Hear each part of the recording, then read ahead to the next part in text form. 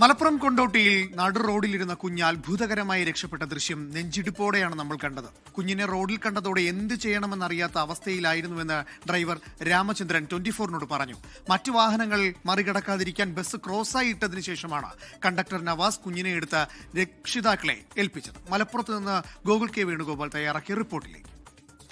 വലിയ പറമ്പ ഫറൂഖ് റൂട്ടിൽ സർവീസ് നടത്തുന്ന സഫ മർവ എന്ന് പറയുന്ന ബസ്സിന് മുന്നിലേക്കാണ് കിണർപ്പടി, ചെറുമുറ്റം കിണർപ്പടി എന്ന് പറയുന്ന സ്ഥലത്ത് വെച്ച് ആ കുട്ടി മുട്ടിലഴിഞ്ഞുകൊണ്ട് റോഡിന് മുന്നിലേക്ക് വരുന്നത്. ഇത് നമ്മുടെ ബസ്സിന്റെ ഡ്രൈവറായിട്ട് രാമേന്ദ്രേട്ടനാണ് ആദ്യം കാണുന്നത്. പിന്നീട് രാമേന്ദ്രേട്ടൻ ബസ് നിർത്തുകയും നവാസൊക്കെ വന്ന് കുട്ടിയെ എടുത്ത് മാറ്റുകയുമായിരുന്നു. എന്തായാലും നെഞ്ചിടിപ്പോടെയാണ് നമ്മൾ ആ ദൃശ്യങ്ങളെല്ലാവരും കണ്ടത്.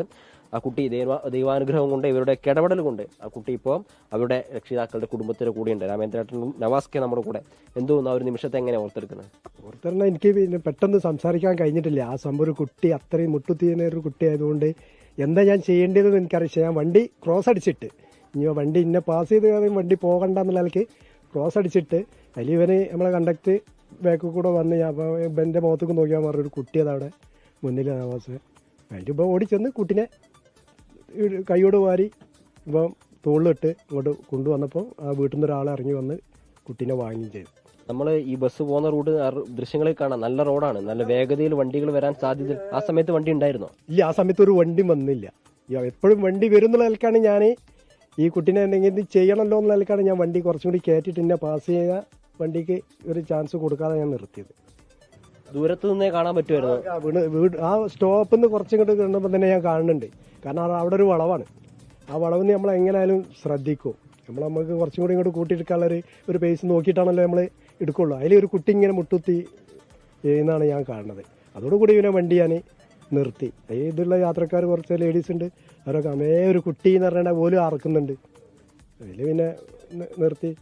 അതെ, എല്ലാവരും ആ ശബ്ദ ദൃശ്യങ്ങൾ നമുക്ക് കേൾക്കാൻ പറ്റുന്നുണ്ട്. ബാക്കിയുള്ള അമ്മമാരുടെ കുട്ടികളുടെയൊക്കെ ഒച്ചയും കേൾക്കാം. ആ സമയത്താണ് രാമേന്ദ്രൻ വിളിക്കുമ്പോഴാണ് നിങ്ങൾ ശ്രദ്ധയപ്പെടുന്നത് അല്ലേ? അതെ അതെ, കണ്ട ഉടനെ തന്നെ ഞാൻ ഇറങ്ങി ചെന്നാണ് കുട്ടീനെ പോയി എടുത്താണ്ട് ചെയ്തത്.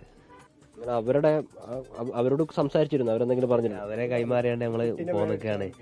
അപ്പോൾ തന്നെ അവിടുത്തെ ആ വീട്ടിലെ ആള് വന്നിരുന്നു. അപ്പം ഇതിനെ കൈമാറി കൊടുത്ത് ഞങ്ങൾ പോകുന്നു ചെയ്തു. ഒന്നും സംസാരിക്കണമൊന്നും നിന്നിട്ടില്ല. രാവിലെ ഫസ്റ്റ് സർവീസ് ആയിരുന്നു?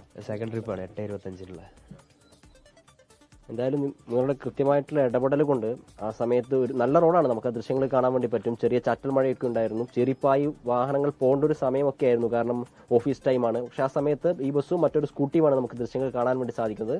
കുറച്ച് ദൂരത്ത് നിന്ന് തന്നെ ആ കുട്ടി മുട്ടലഴിഞ്ഞ് വരുന്നത് കാണാൻ വേണ്ടി പറ്റുന്നു. വണ്ടി ക്രോസ് അടിച്ചിട്ടു എന്നുള്ളതാണ് അതൊരു പ്രത്യേകത.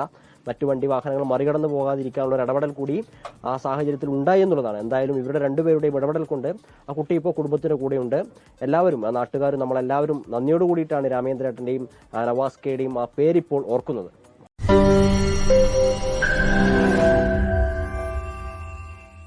ലോകത്തെവിടെയായാലും ഏത് സമയത്തും 24 വാർത്തകളും ഓഗ്മെന്റഡ് റിയാലിറ്റി പാക്കേജുകളും എക്സ്പ്ലെയിനറുകളും വിശദമായി കാണാൻ ഞങ്ങളുടെ യൂട്യൂബ് ചാനൽ നിങ്ങൾക്ക് സബ്സ്ക്രൈബ് ചെയ്യാം.